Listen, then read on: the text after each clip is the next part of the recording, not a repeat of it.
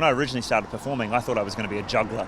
I started out I learnt a few magic tricks as a kid and then got involved in juggling. And I just went, I'll be a juggler in a circus in Las Vegas. That'll be the way to go. And it turns out it's not.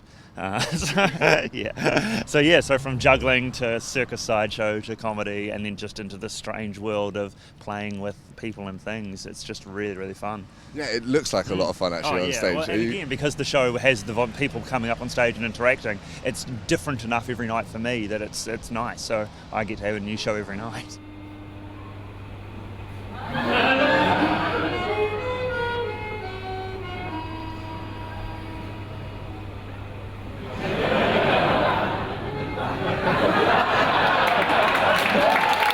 Is it ever frustrating, the tape? Does that ever become a point where you're like, oh God, I want to say something? It can and it can't be. During the show sometimes, if I've got a troublesome volunteer who's trying to... Sometimes when you get a volunteer who wants to perform too much, and I desperately want to say to them, just be normal. If you just be normal, it'll be funnier. Just be a normal human being.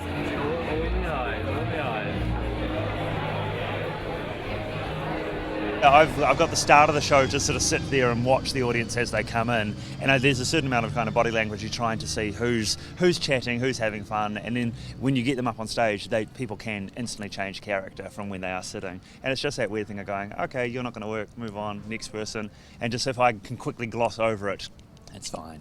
Is there a big team with you that work together, kind of generating the ideas, or is it primarily yourself? Primarily it's myself stuck in a room with a whole bunch of random stuff. Or there's a really good shop next to my house, which is, you know those shops that sell everything? Tack shops. Yeah, I've got one of those. And the woman has kind of gotten used to me just pacing the aisles. And I buy random things every now and then. There was one day where, over the course of a day, I bought 7 plungers. And I just kept coming back every couple of hours going, oh, just another couple of plungers, thanks, and then heading off. And she never asks any questions. She just happily takes the money, and then I just go away and work on material.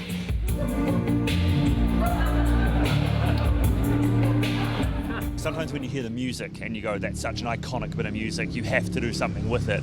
And then other times you hear, or you see a prop and you go, wow, okay, plungers are inherently funny, so what can I do with a plunger that no one else has done? And so I muck around with different ways.